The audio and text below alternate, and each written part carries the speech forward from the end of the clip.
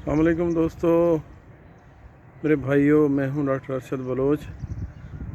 देखिए दोस्तों, का जो हमारी गंदम है इसके लिए 3-4 मसले ऐसे हैं जो आपको दरपेश हो सकते हैं।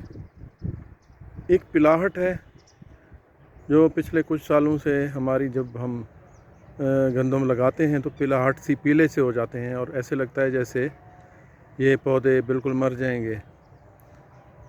उसके अलावा फिर उसके बाद रस्ट का मसला आता है। फिर उसके बाद लाजिंग यानी गिर जाना, ये मसला आता है। फिर उसके बाद श्रिवल्ड ग्रेन यानी दाने जो है बहुत छोटे रह जाते हैं। देखिए, बज़ाहिर ये बिल्कुल आम सी बातें हैं, लेकिन हमारी सारी जो मेहनत है वो इन्हीं चीज़ों के इर्द गिर्द घूमती है कि हमने पिलाहट से बचाना है, रस्ट से बचाना है, गिरने से बचाना है और दाना छोटा होने से बचाना है। अगर हम ये 4 चीज़ें कर लें हम बेहतरीन पैदावार हासिल कर सकते हैं।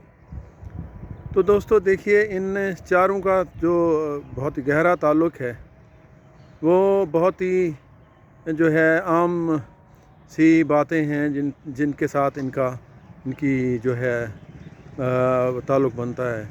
एक तो हमारा सोइंग टाइम है, फिर मैं कहता हूँ दूसरा भी सोइंग टाइम है, तीसरा भी सोइंग टाइम है, और चौथे नंबर पे आके हमारी जो फर्टिलाइज़र हैं वो बिल्कुल सादा, यानी नाइट्रोजन, फास्फोरस और पोटाश, इसके अलावा कोई भी चीज़ ज़रूरी नहीं है। और ये जो नीली पीली और लाल रंग बिरंगी बोतलें, मैं हमेशा कहता हूँ ये इस तरह ही हैं जैसे हम कोक पीते हैं या जो स्टिंग पीते हैं, या हम ये पोटैटो चिप्स और इस तरह की बहुत सारी चीज़ें मुंह के चस्के के लिए लेते हैं, लेकिन इनका जो है हमारी रेगुलर डाइट के साथ कोई ताल्लुक़ नहीं है और ना ही कोई फ़ायदा होता है। तो ये जो पीली नीली रंग बिरंगी बोतलें, ये फ़लाँ है, ये टॉनिक है, ये है, वो है, यकीन कीजिए ये कुछ भी नहीं है, बेमकसद हैं। ये सिर्फ़ दरमियान में इसलिए घुस आई हैं कि लोगों ने इससे जो है पैसे बनाने जो है शुरू कर दिए हैं। आपने सिर्फ़ नाइट्रोजन, पोटाश और फास्फोरस ही देनी है, और जो इरिगेशन है वो इंतहाई जो है इसका रोल है, ख़ास तौर पे गिरने में और दाने के छोटा होने में। आपका आखिरी पानी जो है वो अगर आप सही वक्त पे लगा लेते हैं तो फसल गिरने से भी बच जाती है और दाना छोटा होने से भी, जो श्रिवल्ड है, सिकुड़ा हुआ दाना, उससे भी बचत हो सकती है। तो उसके लिए हमारी जो खादें हैं उनको बूटिंग यानी जब सिट्टे निकल रहे होते हैं उस वक्त तक कंप्लीट कर लें।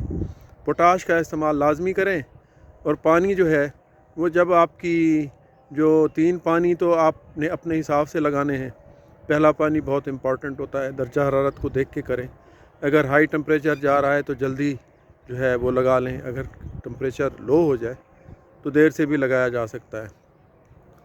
और चौथा पानी जो है वो बहुत ही इम्पॉर्टेंट है, उस पे हमारी लाजिंग का मसला जो है वो हल होगा, या वो लाजिंग हो जाएगी। हमारा दाना जो है वो मोटा होना है या जो है श्रिवल्ड होना है।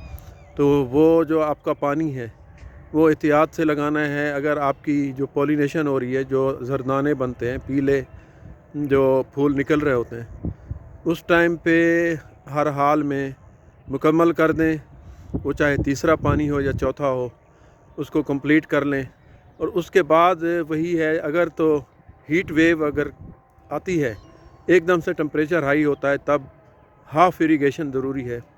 अदरवाइज़ अगर बारिशें वगैरह होती हैं, क्योंकि एक्सपेक्टेड हैं फरवरी मार्च में, लो टेम्परेचर होता है, क्लाउडीनेस यानी बादल वगैरह होते हैं, फिर कोई ज़रूरत नहीं है पानी की। अगर उस टाइम पे पानी देंगे, आपको पता है कि जो मार्च में हवाएं चलती हैं उससे फसल गिर जाती है, उससे बहुत सारा नुकसान हो जाता है, वज़न जो है कम हो जाता है, और जो ग्रेन बन रहा होता है, दाना बन रहा होता है, उस टाइम पे अगर पानी दिया जाए तो पौधे की जो डाइवर्शन, जो कंसंट्रेशन है, उसकी जो तवज्जो है वो वेजिटेटिव ग्रोथ की तरफ हो जाती है, और वो जो दाना है वो श्रिवल्ड रह जाता है। तो दोस्तों, ये मुख्तसर सी जो है ये बातें हैं। प्लीज़ जैसे मैंने कहा है कि सोइंग टाइम, तो प्लीज़ 10 मेरी गुजारिश है 10 नवंबर तक मुकम्मल कर लीजिए, या ज़्यादा से ज़्यादा 20 नवंबर तक मुकम्मल कर लीजिए। आपके पास वैरायटी का इशू नहीं है, कोई सी भी हो, लेकिन टाइम पे कंप्लीट कर लीजिए। सादा सी जो खुराक दीजिए और जो पानी है उस पे ज़रा एहतियात कीजिए। इंशाल्लाह इस दफ़ा भी हम बहुत अच्छी फसल ले सकेंगे जैसे हमने पिछले साल हासिल की थी। तो इन बातों के साथ मेरे दोस्तों फिर इंशाल्लाह मिलेंगे, तो मुझे दुआओं में जो है याद रखिएगा। अल्लाह आप हम सब का हामी नासिर हो। खुदा हाफ़िज़।